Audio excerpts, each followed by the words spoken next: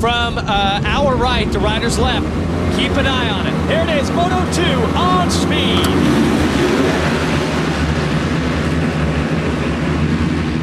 Bumping and banging they are through the first turn. Andrew Short with the hole shot. Short able to muscle past Tyler Bowers, get that hole shot to the Dunlop starting grid at the top of the screen. Pick your favorite rider out and follow the progress throughout the race. Looks like Reed and Byrne up to second and third. With Andrew Short in the lead, there's Bowers on the Honda in fourth.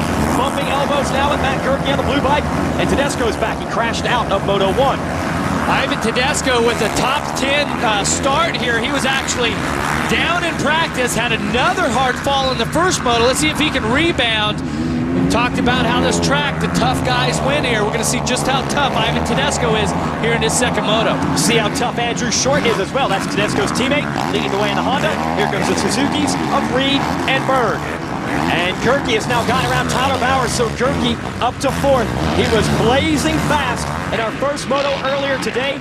Gerke was a privateer. Yamaha's star rider Josh Hill was injured, so they called Gerke and said, hey, you want to ride a factory bike? Gerke said, uh-huh. And he has been going very fast on that bike. He's had a tough time keeping it on two wheels at times, but when he is upright, he has been as fast as anyone, and he is again as he pressures Byrne for third. Here comes Reed pressuring Short for first. Wow, did you see Short? He came out of that left-hander, and his left hand came off the bars. The right hand, of course, where the throttle is, you never let go of that one. You just keep it pinned, but Short's had to work through some issues, some illnesses, and he actually had two illnesses that kind of compounded each other and was keeping the other from being able to heal properly. So really tough to, rehab from those illnesses while you're trying to train and go through the rigors of what, AMA Motocross dishes out each and every Saturday. Especially on this track, Jeff. Talk to the folks at home about how rough a sand track is.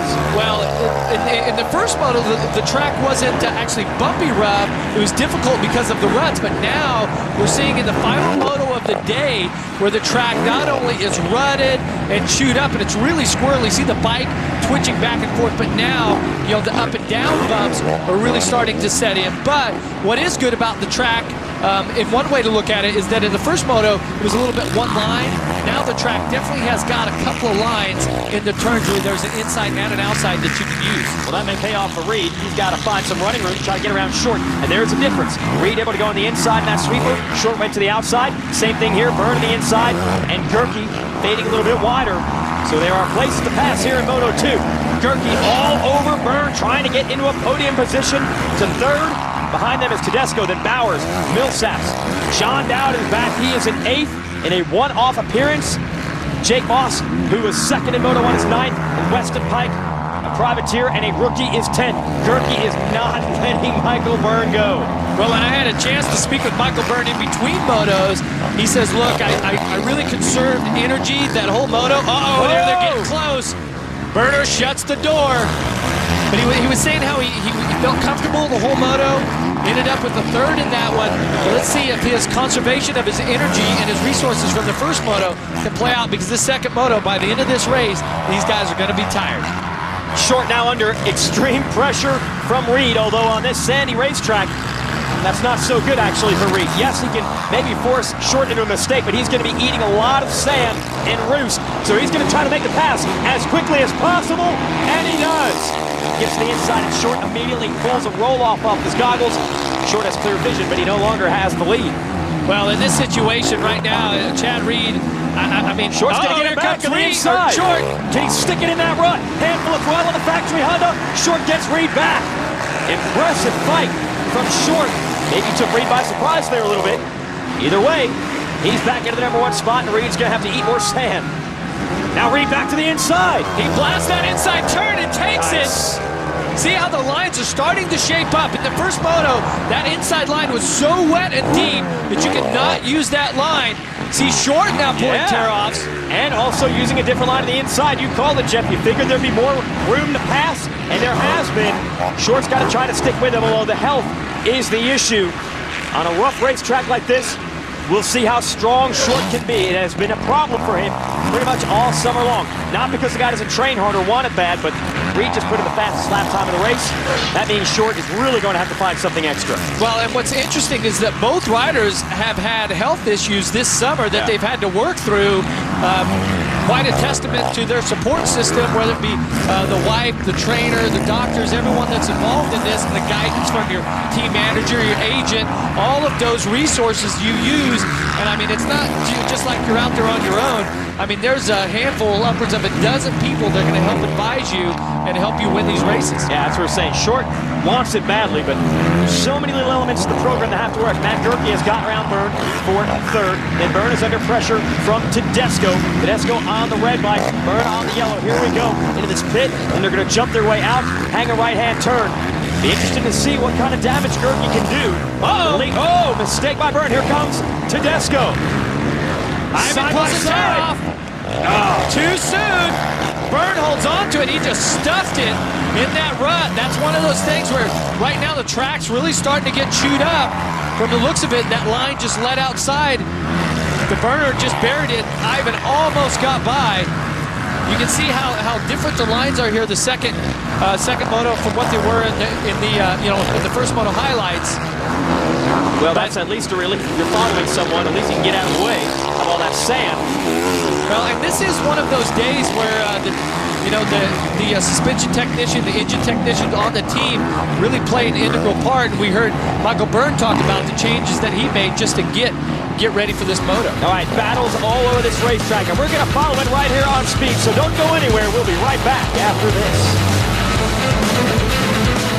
The Lucas Oil AMA Pro Motocross Championship. They call it Moto X 338 because it's VFW Post 338 here in Southwick, Massachusetts.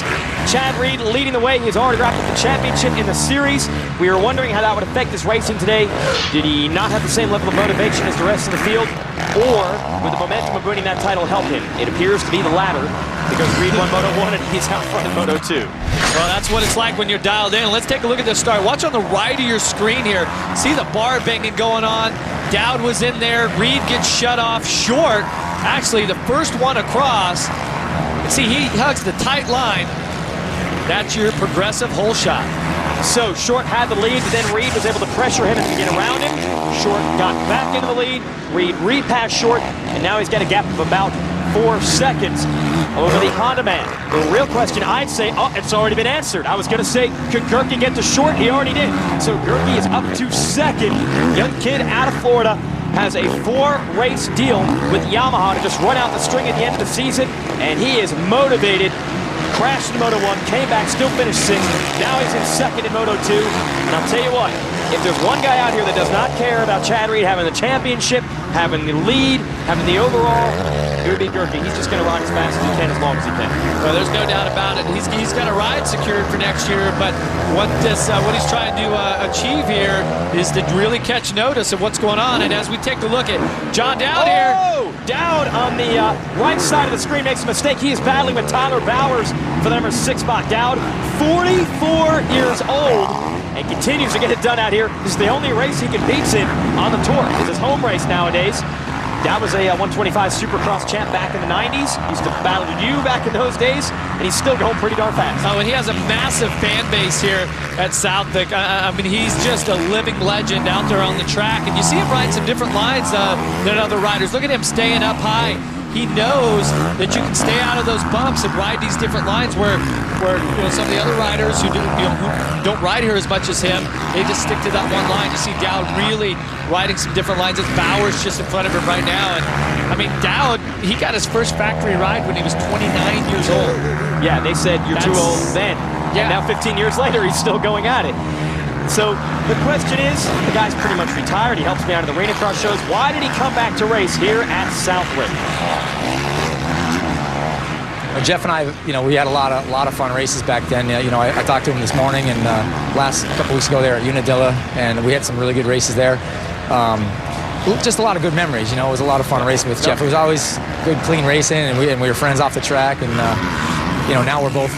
We both have families, and we can talk about the kids and this and that too, but I'm sure he's probably not missing this muddy rain nastiness that we're going to have today. Are you? I'm more than comfortable in my broadcasting seat with my headphones on. Right? And if I was in Chad Reed's condition right now, I would love being out there. Sure. Another big bonus coming your way, dialed in, just really got the momentum.